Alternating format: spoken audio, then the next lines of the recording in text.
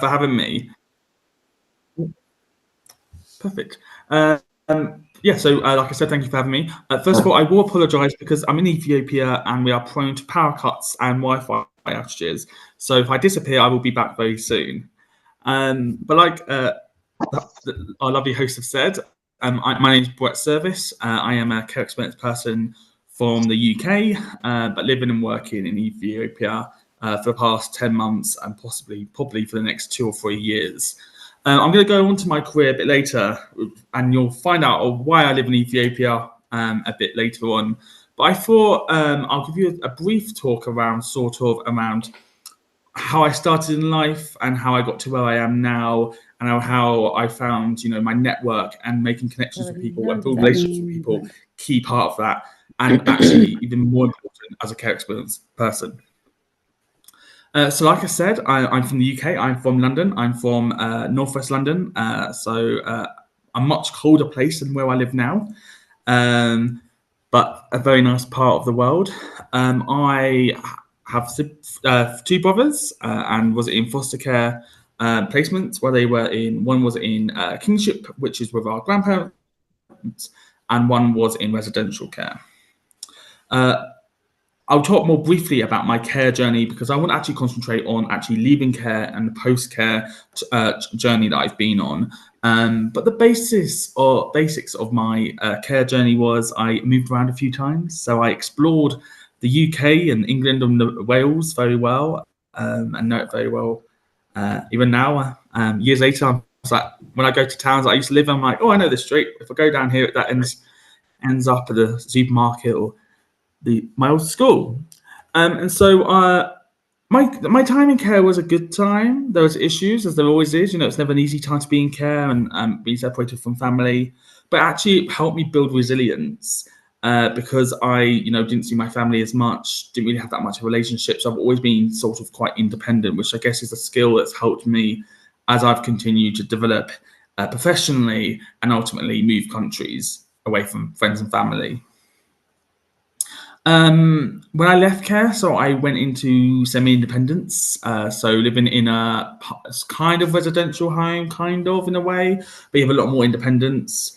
I did that, and then while I was studying, so I was studying travel and tourism because that was the world I wanted to get in when I was 17 and 16. Did that for a couple of years before becoming independent and having my own flat. And doing the dreaded, which I absolutely hate and despise, being forced to sign on for benefits. Because I'm always one of those, I want to work, get me a job, I'll work, and I don't want to be on benefits. And so this is where really the independence and not really having much of a network really started. So I was like, right, okay, what can I do to get my first job? Okay, right, what can my local authority give to me so I can get there? So I access the Children in Care Council, which is the advisory group made of the local authorities' children in care and care leavers. So I think it was around 12 of us who advise the local authority on the policy and strategy and services they offer to us. So, for example, what support they could offer us. So around sort of preparing for leaving care, looking at mental health services. In the UK, we have statutory looked after children nurses who are designated nurses who are responsible for our health, but also looking around actually how can we actually listen to the child, around voice of the child. So I did that for about a year, and then I was very, very, very lucky to get my first job, which was an apprenticeship on the Voice of the Child team in my local authority. The team leader knew me from the council, was like, Brett, turn up, apply for this job. I was like, I've been going to job centre, not having much luck. So I was like, yeah. And then you just said, just come. So I got the job. And then my job was to support young people across the borough.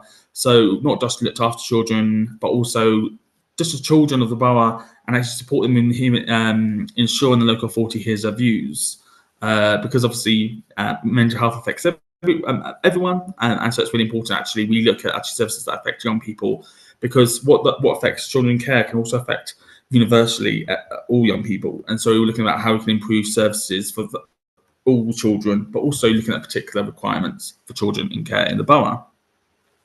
So I did that for about a year and build my network across children's services to the fact point where everyone knew who I was. I don't know if that's a good thing or a bad thing, but everyone knew who I was. Even now, I see people now and like, oh, I worked with you years ago in Barnet, and I'm like, I have no idea who you are, but nice to see you. I then went and worked in what we call the virtual school, and using my experiences as a care leaver and my network to continue to empower the young people and to champion, best practice and the support that they get. So, for example, I had a young person who was 11, 12, and she moved house. As common as you do when you're in care. Unfortunately, most young people move at least once. This young person moved from one side of the country to the other side. And actually, I was championing, this child is Catholic. They want to go to a Catholic school. They want to go to a Catholic girls' school. So I was championing that. In the end, unfortunately, due to the school not being very good and refusing to follow the law, they refused to admit the child. So I worked with the young person and actually thought, wow, how would I feel in this situation?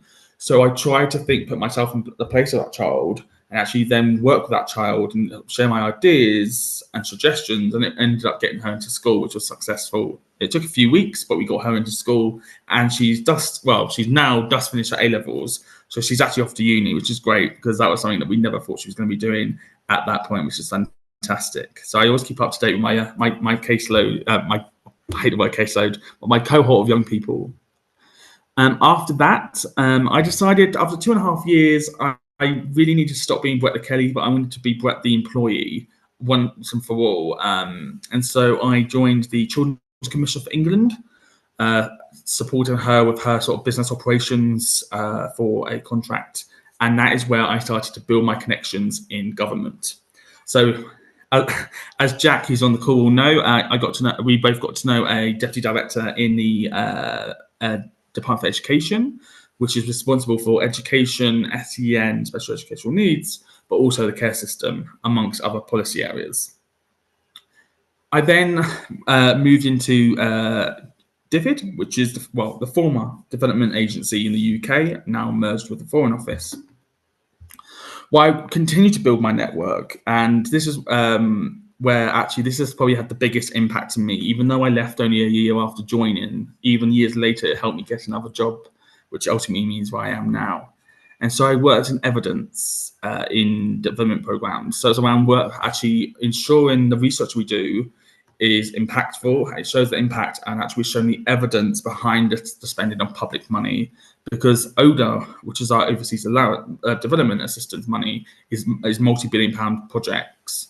And so we have to ensure, because it's taxpayer money, it was showing the evidence was there. And so if we were challenged, it was clearly, this is what we spent the money on and not wasted.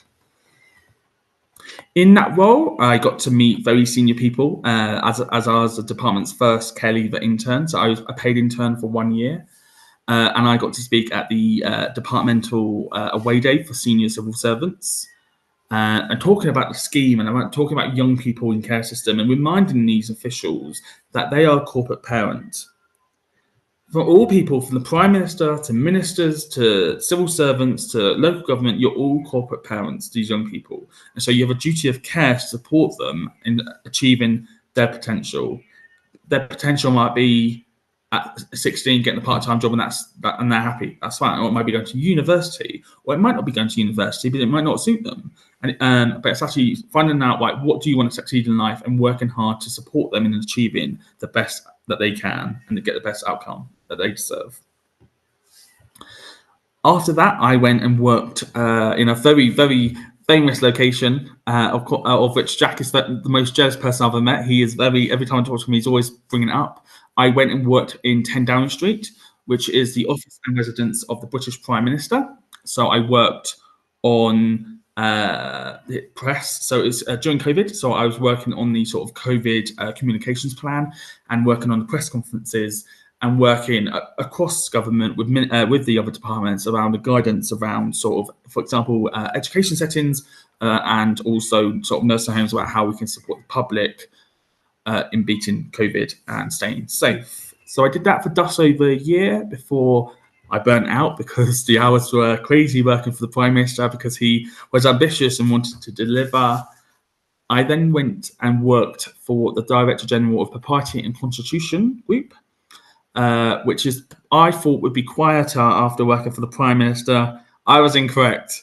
I was incorrect. I spent the next 18 months working on some of the most high-profile projects possible in the UK, including sort of supporting the delivery of the Accession Council of His Majesty the King, King Charles III, and also 2 changes in leadership. So 2 changes of Prime Minister in the space of, well, we had 3 Prime Ministers, I think, in the space of 53 days. So summer 2022 was a bit mad in the UK politics and government.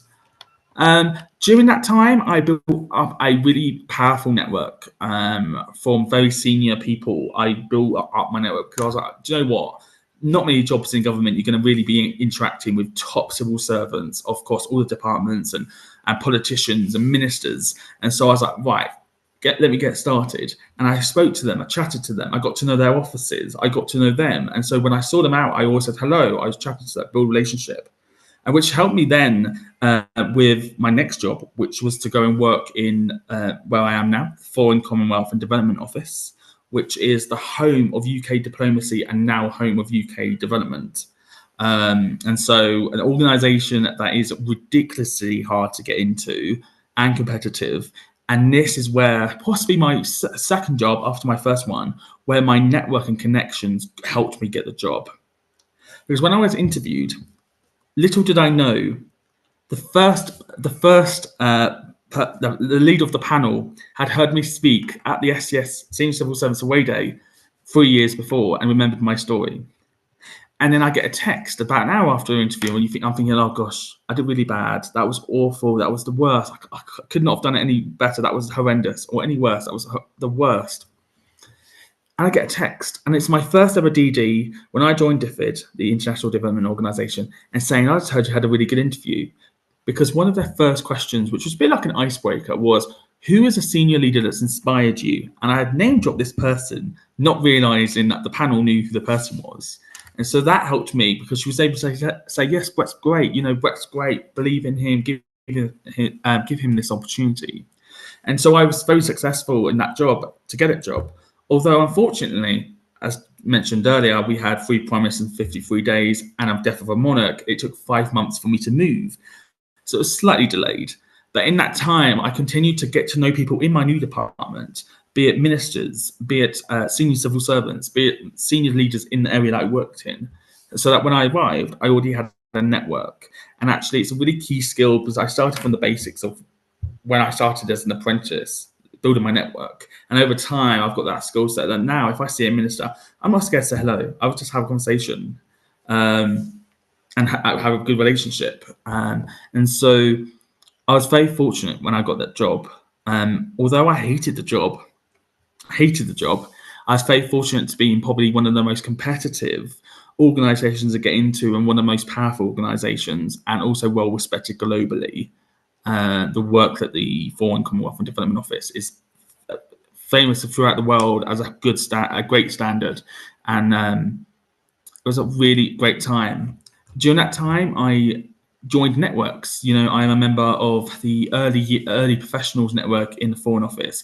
I'm part of FLAG being the LGBTQ plus network across government, and also I did Coffee Connections, which is a group that you have coffee with different person every month across government to build up my network. So you never know when you might need someone in the international trade or business or treasury, finance, you never know. And so you always have a connection. And so this is something I always passionate about, connections, which is really important as it's helpful because I don't have mummy and daddy's connections. I have thus my own.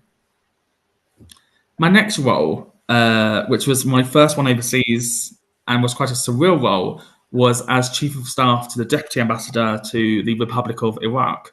So I moved to Baghdad, an environment that was like completely different to what I'm used to. I'm used to being able to go to the coffee shop and get what I want, able to walk down the street, able to get on public transport. Being overseas, I'm not been in public transport for 2 years when I'm overseas for security. But when I was in Baghdad, I couldn't even open a car door. I'm having to, and when I go out to meetings, have security. Going out for dinner, you've got security at the next table. So it's quite surreal. But actually, I really found it really interesting, actually, an opportunity to meet these people and learn about them and find out how they managed, their time being overseas in conflict, be it, lots have been in Afghanistan, lots have been in Syria before we left, lots have been in Somalia, Baghdad, some had been in private personal protection in the UK and the United States, so all over the world, and quite a few actually from South Africa. And they spoke very highly of South Africa, so it's been on my list to go to for a long time because they kept saying to go. And actually, that opened my eyes up to actually it's more just my working network. There's actually people who I don't work with day to day, but actually just I meet and actually then building a network up, because you never know who you'll meet in life. You might meet someone and then a year later you've added them on socials and you're looking for a job and they're looking for someone to do a job, and like, oh, what are you interested? Then you go for it and you get it, and then you never know. So I did that for about a year. And then I am now in my current role, which is quite an influential role, a very, very quite a powerful role in my organisation, and one where a network and connections is key. So, as if you guys saw the Instagram post, I am the Chief of Staff to the British Ambassador to Ethiopia and a permanent representative to the African Union. And so in this role, I am heading up his office of about a dozen people. So I head it up and work and deliver his priorities as ambassador on behalf of His Majesty's government. So that includes, working on Department for sort of Business and Trade, political, defence, health, education, work towards HIV prevention, and AIDS. Vaccines, and also gender-based violence and that sort of FGM. So various different bits, but also working in regards to the African Union. So those in Europe will know the European Union. So African Union is basically the African version of that, basically. Easiest way to explain it. And so delivering the UK's priorities at the African Union, which is quite a complex organisation, as is the sort of EU. So it's quite an interesting role, and it's really... Addis, where I live now, is a very isolating city. There's not much to do. It's not like Nairobi. It's not like London. It's not like New York, where you can do like you never see the same people. I see the same people all the time. There's nothing really to do except eat, which I'm good at. I'm good at eating, so I'm quite happy eating. But I've had to work hard to build my network. I'm quite regularly known as the Ethiopian diplomat, social butterfly, because most events I know people and I'm at. I go to more events, probably as many events as my ambassador does, where I'm invited. And so that is building my network and connections across the diplomatic community, because you never know when we need to join up to do a response to an action by the government, the host government. An example of that, or two examples. An example of that was in Baghdad, probably summer 2023. We were responding to a number of Quran burnings in Europe. I think a couple in Sweden and one, I think, in Denmark. And we were having to respond to the Iraqis because there's protests, including, and I shouldn't laugh, but we did laugh at the time, because it's like, poor people, they tried, but they failed. They tried to attack the Swedish embassy, not realising the Swedish embassy had moved down the road and that building was empty. Unfortunately, they eventually found the Swedish embassy and burnt it down, but thankfully no one was hurt. But we just sat there thinking, like, guys, come on, if they're not there anymore, it's a private house, it's derelict. I'm not quite sure that's going to be an embassy. But that we had to bring together in 6 hours notice, which in an operating environment like Baghdad is very hard. It's normally at least a day, 2 days to bring together a group. This was 15 ambassadors and 15 heads of security. I convened for my ambassador in 6 hours. And so it's a very rare thing to be able to do. But because I had the network, I could literally, I know who to speak to, I know what I need to do, boom, across my embassy, security, residence manager, heads of the ambassador, deputy head of mission, and then also, I know the ambassadors to 12 of these countries, and I know about 6 of the heads of security, right? Then we start with the ones I know. And then I was able to use my network to bring other people that needed to be there into this meeting, which was a vitally important meeting. Sorry, I talked a lot. No, that was perfect. Thank you very, very much for that. That was quite a lot. and very inspiring actually to hear how your journey went up, down, and all the way up, up, up. I'm pretty sure everyone else is feeling what I'm feeling, very excited to hear more about it. We are going to move into our Q&A, everyone.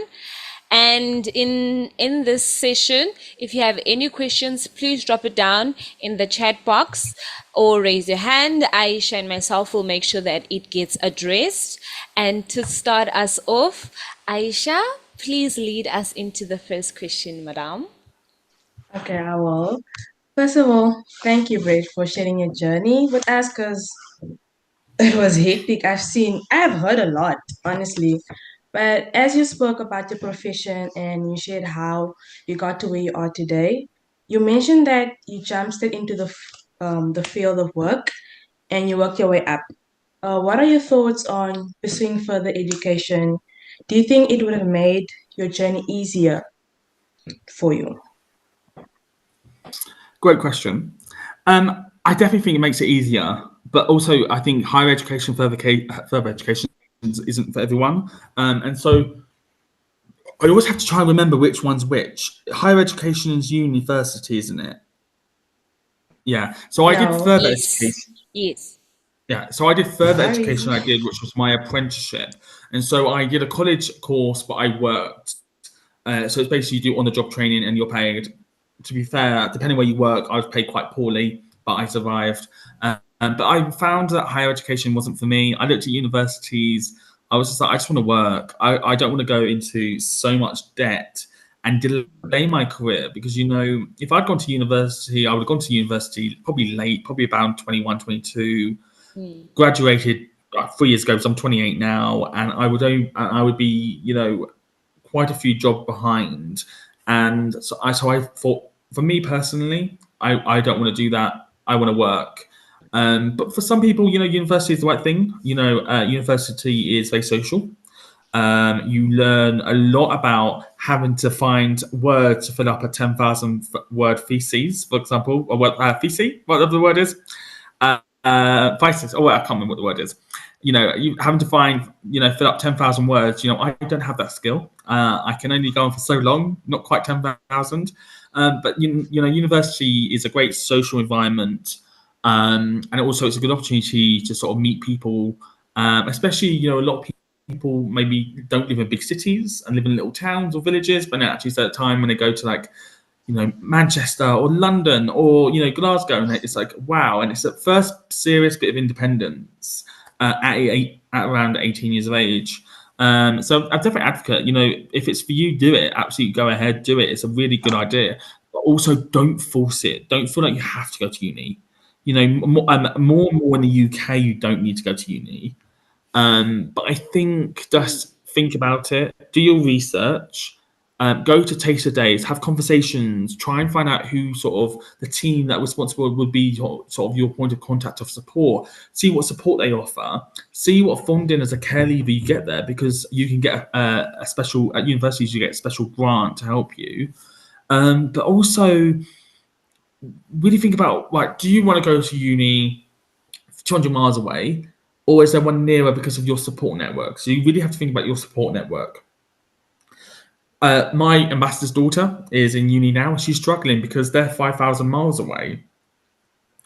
And so she's really struggling. So I think a lot of people, especially care experienced people who don't have the parents that will go up on the weekend or haven't got somewhere possibly they can go during the holidays, just really think about why support sort of support network. I think if you're very social and you're very driven, you can do it. But I think it is hard and it will be hard. But it's mm, definitely worth it. If you want to do it, go for it 100%. But just think about it, and because there are other ways, you can. If you think like, oh, actually, I kind of think I can't really afford to go into so much debt, in the UK especially, you can do apprenticeships that go all the way up to masters. And so that's why you're doing it on job. And then you saying you've also, because obviously at 18, you potentially got rent to pay, you got your council tax, you got your everything to do. Some parents, who can afford to send food parcels to the kids at university, you haven't got that potentially.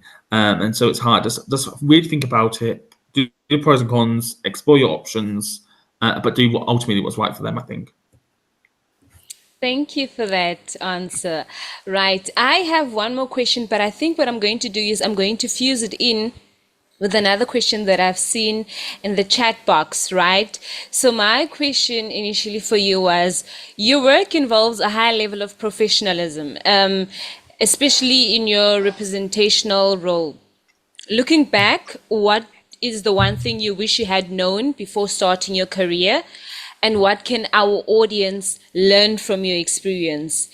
In that, would you be able to also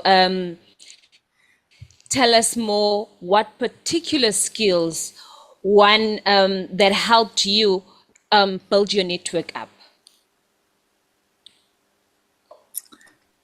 Yes. That's my question. So you cut off briefly during the first part of that question. Do you mind saying it again? Okay, Apologies. no problem.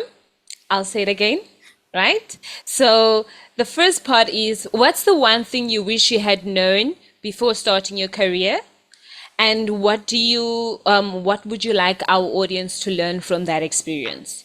Right? And lead us into also telling us more about a particular skill that has helped you to build your network. Perfect. So, great questions.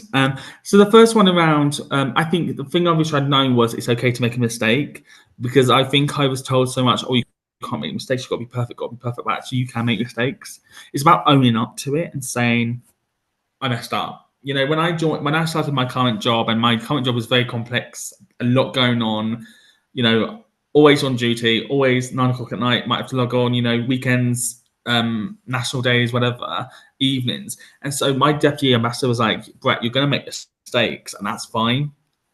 Let's own up to it and be honest. 9 times out of 10, mistakes can be fixed. There's occasionally ones that are a bit more trickier to fix, but they can. But if you make mistakes, you make a mistake.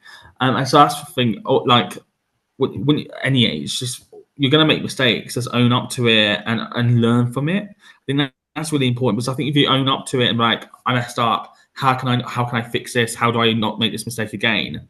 And then I think then you can be like, okay, you learn from it, and then we'll show the people that you're working with or living with or what friends that are actually willing to learn. Because I think, you know, life is we're continuously learning, every day learning something new, and so yeah.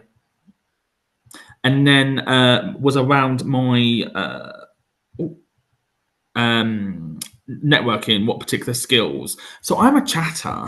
I love talking.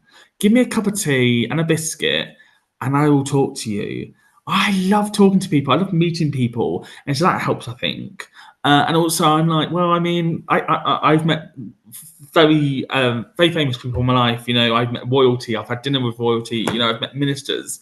When I was in Diffid, I was in Diffid for about 2 months, and I caught the Minister for International Development, Baroness Sugg, the minister, on the staircase. I was like, right, Minister Sugg, you've messed up here, because you're gonna get stuck with me for 20 minutes talking about my journey and what I was doing in the department. And 2 weeks later, I was covering in her private office. I was covering her private secretary for 3 weeks. And so literally, having cornered her on that staircase gave me an opportunity. Another one more recently was Gillian Keegan, the former Secretary of State for Education in the UK, under the previous administration under Rishi Sunak as Prime Minister. I was covering in the former Secretary of State's office, and she was going to Parliament to do it was education questions that day, and I was going to observe. And so I was in the lift and I was chatting to her, and we walked all the way to Parliament chatting. And this was my first day covering. And then she went her own way. She did what she needed to do. She answered the government's questions, the opposition's questions. And then we went, and then the next day she walked to go and see the education secretary, and she went, "Hi, Brett, how are you?" And everyone in the office was like, "What? You're on your day two, and the facing your minister knows who you are by name." And so I think that's a clear sign, you know, actually it's best about talking to people. And actually just, you know, build up a network. Like, for example, on LinkedIn, you know, if there's organizations you're interested in working in, add people, message them, find out what sort of organizations like, what opportunities may be coming up. Or, you know, if there's someone who, let's say you've just got a job, let's say, I don't know, you work in an office, and there's someone senior, and they're interested, and you're interested in their job and what they do and how they got there. Speak to them and say, "Oh, it'd be great to go have a coffee and learn from them, and take the opportunities really." And it is hard at first. It is hard, but you just got to bite the bullet and just go for it. Because, like, the worst thing they're going to do is say no. But the best thing you can do is have that connection. Like even now, 3 months ago, 4 months ago, oh no, probably longer, about 8 months ago when we had our general election, I sent her, well, now Gillian Keegan, not Secretary of State, a message, and she replied, and Minister Baroness Sugg as well, when she left government in 2020, I sent her a message and she replied, and it's about that network, and so just working hard for that. So just communication, and just also I'm chatty and always smiling. As long as if you give me a biscuit and a cup of tea, the best friends. That's lovely to hear. I like what you said earlier on about ownership. That's something everyone should take home with today. It's hard, to take ownership of something, especially if you're new in an environment and you make mistakes. I feel like that's something everyone is afraid of, making mistakes and taking ownership and saying, I made a mistake. I need help. I like that. So I'm gonna give you another question. So could you share one small action our audience can take today to make a meaningful impact in their communities? Oh, good question. I think the world we live in at the moment is very difficult. There's a lot of conflict, um, in Europe, in the US with politics, and also here at home in Ethiopia, there's conflict, and so it's hard. But I think community is key, and I see that here in Addis, and the way community come together. So next to where I live, there's a little village, and someone died. I think it was October, and the way the whole community mourns together, they all come together and mourn that person. And I think I really like that how communities come together. Whereas in the UK and people want to call you from the UK and probably US as well, it's just not like that mostly, unless you live in a little village. And I think I think a really good thing for the community and to sort of build a positive relationship is, for example, when it's Eid, celebrate the diversity, the pride, celebrate, when it comes to Hanukkah, celebrate the your Jewish neighbors, when it's Eid, celebrate your Muslim neighbors, celebrate each other and find a really nice way to celebrate. If you have, let's say, I know some neighborhoods have like a local Facebook page or WhatsApp, say, oh, like planning like a family day, at the park, and everyone comes along with their kids and has like and dogs and pets and just has a nice community day. That's really just think, and also that's generally life. But in work, when, for example, maybe someone's new in the office, meet them and say, oh, like if you fancy like having a buddy or going for a cup of coffee and just sitting in, just be there supportive. But also remember not to overwhelm people, because I think it's especially when, for example, when I meet placements and they're like, "Oh, should we do this? Do you want this? Do you want that?" I'm like, "Whoa, okay, back off. Give me some space. Let me settle in." So I think it's about judging it right. But I think it's just about being accepting, inclusive, and wanting to learn. Because I think especially I've traveled the world. I lived in the Middle East. It doesn't know I know anything about Islam, and I live in Ethiopia where there's lots of different religions. And actually, for example, I learned this week actually how being Catholic is a minority here, and actually how interesting it is. I actually learned, that there's various religions here, and it's about learning them. And we celebrate them and a national holiday. So we just celebrated Eid yesterday, in fact, or Sunday. But we also celebrate the Ethiopian holidays and the way the music and the people they vibe and they have fun, and it's the community, they all come together like 20, 30, 40, 50, 100,000 people together celebrating. It's amazing. Yes, that is true. Community is very important, especially here at Making Connections. I think we can all agree that we have come together as a community. Right. So, as we've stepped into April month, right, which is known as Stress Awareness Month, it is a great time for all of us to reflect on how we navigate challenges. I imagine that the nature of your work can be quite demanding at times. And with that, I would like to ask, how do you stay true to yourself and your passions even when life gets hard? And I see Sia here in the chat box also asked something to follow up with that, just after that answer, right? If you can also give us one worst job decision you ever made. So I think that can be part of your challenges, right? Yeah. So what challenges you've had in life and how you stay true to yourself, also bringing in any worst job decision you've ever made. Thank you.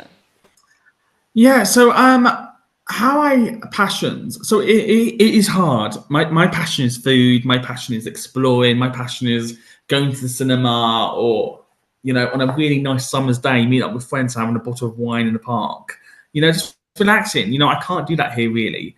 Um, Mainly because I get harassed in parks by people wanting money, and they've unfortunately got no money, and so I'm continuously handing out money.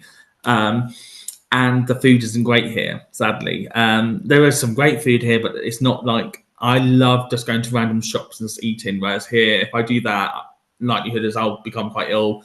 Um, because my stomach's not great.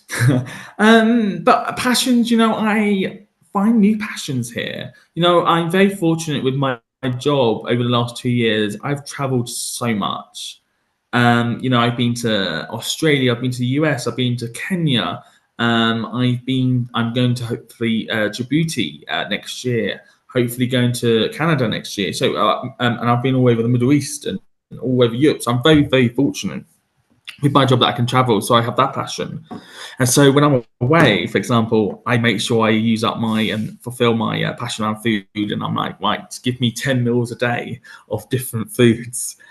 But I think stress-wise, my job is demanding. I am the top advisor for my ambassador. I'm his first point of contact when stuff goes wrong, or when we have a minister who's like, well, a tricky question, or we're going to crisis, there's a conflict or war, and so it is stressful. But I think I just find new hobbies. So, for example, there is the local hotel Hyatt does.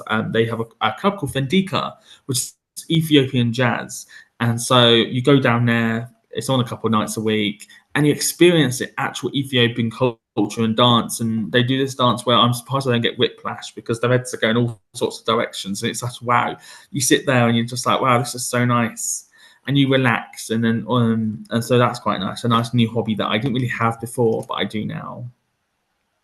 And the worst job, gosh, there's two. So my first one was when I worked in virtual school. And the reason I loved the job, it was my manager was a nightmare, and I was a 20-year-old apprentice earning barely, not even minimum wage probably, because I was an apprentice, and I had a cohort of 110 children aged 2 years old to 12 years old, and I was trying to study as well, and it was just a ridiculous workload. And so I was there about 7 or 8 months, and I said, I'm not really enjoying this. I want to quit and go maybe into something else. And she, who knew my background, knew I was care experience, said to me, and I'm not lying, it's just a quote, "You're not quitting. If you're my child, you'll be finishing this apprenticeship." Well, I'll tell you what, I had barely left that room before I sent her manager sent a complaint to HR, and also reported her to the Director of Children's Services because I was that disgusted. Because, you should really be sensitive. If you work with care experienced people, you really need to look at the language you use and what you say. Because I'm not your child. How old was I at this point? Yeah, I was 21 at this point, 20, sorry. And I'm like, if I'm not happy here, I will leave. I don't need someone telling me, if you're my child, you're doing this job. Eventually, I left and went into another job, and she was even worse. 9 a.m. She would call up, "Is everyone in? Is he in?" And just made my life hell. And so I left, and at my exit interview, she asked me, she said, to quote, "Well, you didn't give it that much of a chance to like it, really. You've only been here 3 months." I was like, well, it takes 7 seconds to make an opinion on someone. And I said, I knew within 7 seconds of my first day, I hated it here. And she didn't quite know what to say to that. But I left, and, thank God I did, because, I got diffid, and then I went and worked for a Prime Minister, then a Director General, and and now chief of staff and ambassador. So I think it was hard, two hard jobs, but they were the right thing to do at the time. Both of them were. Hectic. I don't know how you did it. So, in the lines with street awareness, could you tell us about any specific habits or rituals you practice to stay centered and driven amidst the pressure of your work? So I do like a glass of wine. So I do on a Friday or a Saturday when it's quiet, especially when my ambassador's out. We go for dinner and then we have a good old bitch session where we say this is all the rubbish that's happened this week, and we all get it out of the system together in a group of we're all diplomats. We all get all our rubbish out and say, oh, my ambassador did this. Oh, my manager did this. Oh.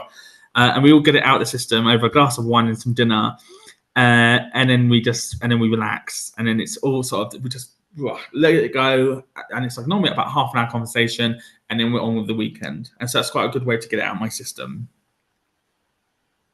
But also habit, I think also is I love. So like as pretty much about 30 seconds after this call ends, I will be on my sofa with Netflix starting. I love good Netflix. I love Netflix. I have or Disney Prime, everything. I will flick through what I want to watch, be it a film, be it a series, documentary, and I switch off by doing that quite a lot. And so like tonight, for example, I'll watch probably a couple of episodes or something before bed to sort of switch off before another day tomorrow. Well, I think we can all agree that we all do Netflix here. I don't know anyone that doesn't like Netflix as their downtime. And that was quite lovely to hear. I can see a lot of questions are coming in through. Don't worry, everyone. We'll attend to them just now. But since we are on a lighter note, Brett, in terms of, winding down, Netflix, chilling. I would love to hear about your favorite travel destination and what makes it so special. Because you mentioned that you traveled quite a lot, and I just want to know for myself, who knows, perhaps I'll jot that down as I plan my next travels. Yeah, wow, good question. I will just say I am very, very lucky with my travel. I really appreciate my travel because I know how lucky I am because a lot of people can't, they travel maybe once a year, if that. So I know I'm very, very lucky. My favorite travel destination so far. Oh, wow. I think so. After Baghdad and before I moved to Africa, I did a tour of Southeast Asia. So I did. I started in Thailand, and then I went to Vietnam, Cambodia, and Laos, and then back to sort of Chiang Mai in Thailand. It was amazing to experience just a relaxed way of life where, life was really simple. Like lunch was $1, dinner was $1. People just happy living a simple life. And I unfortunately almost pretty much broke my arm in two places. So I was in a bit of agony, but they were so loving. Like I did 2 homestays. So I experienced what a home was like in Cambodia. If I could do that now, I would take a portable fan because it was so hot because there was no aircon. Other than that, it was lovely. It was amazing to sort of see how families live. And I did another one in Laos, another homestay in a whole village. And it was weird because it'd be like 8 o'clock at night, but it's pitch black. And so I'm having to climb up like a hill. And then before we left the next day, I saw what their school looks like and their little village and the community. It was really amazing. I definitely recommend. I think so. That's where I've been. I have a lot of places I want to go, and so I think my next job will probably be hopefully what we call a worldwide floater. And so my friend did it for 3 years, and he worked in 24 countries in 3 years. So you go in and fill gaps. So, for example, I could be a development, doing bits of development, a deputy ambassador, charge, which basically means acting ambassador, political. I could be sort of communications, but all over the world. And we've got about 200 offices globally. So that'd be something that's quite interesting because at least I can go to a place and I'm like, oh, I'm here for 1 month for work. Add that to my list to sort of go on holiday in the future. But yeah, so. That's amazing. That's so nice to hear about your traveling destinations. I'm just gonna check in everyone. I hope everyone is still okay and listening. So we have a question from the chat, and I'm gonna just see it's from Sia. He wanted to know how does this current job you have right now differs from others that you have worked for? Well, I'm a boss now. So I've never line managed before. In my organisation at my grade, you don't tend to line manage in the UK because I'm mid level, but it's more the senior levels that line manage. And so now I have a team of 10 below me. So I have 4 personal assistants for my MC's top team, and then we also have a residence team of 6 that oversee our 5 residences. So it's quite hard because you've got all the normal HR potential issues and trying to resolve stuff and trying to manage how my team have their holidays and leave and um, residence team. I've got an event for 800 people. I coordinate a lot of events. So we have our, as South Africa will and the US, we have our national days. US, for example, I think Independence, and I'm not quite sure what the South African National Day is, but we have our King's birthday party, and that is our biggest event of the year with approximately 1,000 guests, which takes about 7 months of planning. So I take a lead role in that. Also, what's different in this role is when we have VIPs. So quite often in Ethiopia, we have lots of ministers because of the African Union. So we quite often have like the Minister for Africa, Minister for Development. We had our Deputy Prime Minister out recently, potentially a PM Prime Minister visit later in the year. And we also quite often have royals. So we quite often have the King's sister-in-law, the Duchess of Edinburgh. She's been out twice while I've been here and possibly 3 or 4 times. And so I take on quite a leadership role in developing those programs and making sure everything's perfect and the food's good, the bedroom's ready, the cars are sorted, I think sort of the little touch that they've got a dressing gown because I don't want to see the lady in waiting to the Duchess running across the hallway with dust a towel on, like I had to the first time by mistake. But no, so I think my role is very different. It's a much more leadership role. I advise a lot on the policy and the way the information that gets in the ambassador. So if you have to go through me, I'm the keeper, and quite a lot of the time I'm able to sort of triage it and sort of say, no, this is not going up to the ambassador. You need to rework this. Whereas before, I wasn't the head of office or head of team, so I just got told what to do and I did my job. Thank you, Brett. So we have another question from Bronwyn. And the question reads, I'm curious on how you identify bad connections from good connections. Basically, real ones from those that talk big talk but have no action. Do you know what? Being overseas, and I guess because you're in such a small circle, it's so easy to find people like, you're using me to get what you want. But what am I getting out of this? In relationships, especially work ones, it needs to work both ways. If I need a favor from you, I can get a favor. If you want a favor from me, I can give you a favor, and also just have a good relationship. And so yeah, no. So there are people that I'm like, do you know what? You're really negative, not really helping me. You're just negative. You're not very nice. You're not a great connection. So I cut them off. I'm like, professionally nice, personally, I don't talk to them. It's hard, but that does kind of, time really. Okay. So, are you content and happy with the different journeys in various fields? At this point of your life, is there anything else you would like to pursue or still? And also, how old are you? Asking me my age. No, so am I content? Do you know what? I get bored quite easily. So I can never do a type of job for like years and years. Although I've obviously been a chief of staff for private secretary for years, it's been different areas. I've worked on the sort of proprietary, so not dealing with naughty ministers to changes in government to death of a monarch and answering and dealing with questions that ministers and have maybe on the UK constitution, to being in the press team for the Prime Minister, to being a chief of staff to an ambassador. They're all quite slightly different. But I think I am content. I think I quite like my style role. So what we call it in the UK government is private office. So you support a senior leader, so be it special advisors to a minister, our prime minister, or a civil servant, or a minister, in fact. So I think, yeah, I'm content. Am I content to always be in government? Probably not. I think if I go back to the UK, I think if I stay overseas, I'm happy. If I go back to the UK, I think I will probably explore my other options because I have a wide range of experience that other people who are applying from London won't have. Not many people out there have been chief of staff to ambassadors. I've lived in Africa, lived in the Middle East. I've worked for prime minister. Worked for very senior DGs, and so with that comes the good jobs with good money and more than on now, and wider experience and opportunities to widen it in sort of different sectors. And my age, so I'm 28. So Because we've I had a just to add, great. sorry, just to add, I was Mhm. also when I worked for the Prime Minister, I was 23.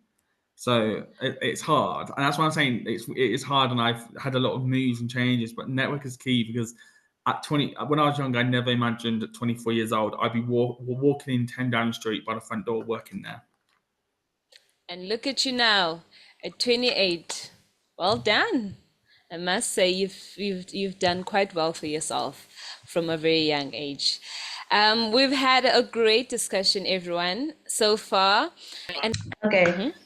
so this has been such an insightful session. Thank you, Brett, for sharing your story with us. Honestly, amazing, amazing, amazing. I can't say how much this has been like, whoa. I can't even believe it. 28 years old. I had no idea at all.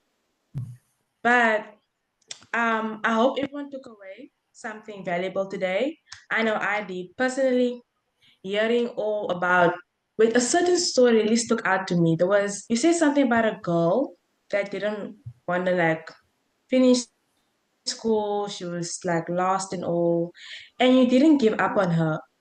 That's like really, really, really important for me because there's so much people in kid e- experience like in a Mm, home that struggles so much mm, and people some like often give up on them like they just let them be and all that and so you sticking out to that girl helping her out making her like straight it was that stood out to me honestly so that really resonated with me so Rose how Once again, a huge thank you to our guest speaker, to everyone in attendance, and of course to all of you for being part of the community and for making meaningful connections with us. From myself, Rose, all I have to say is good night, everyone. This has been a lovely evening.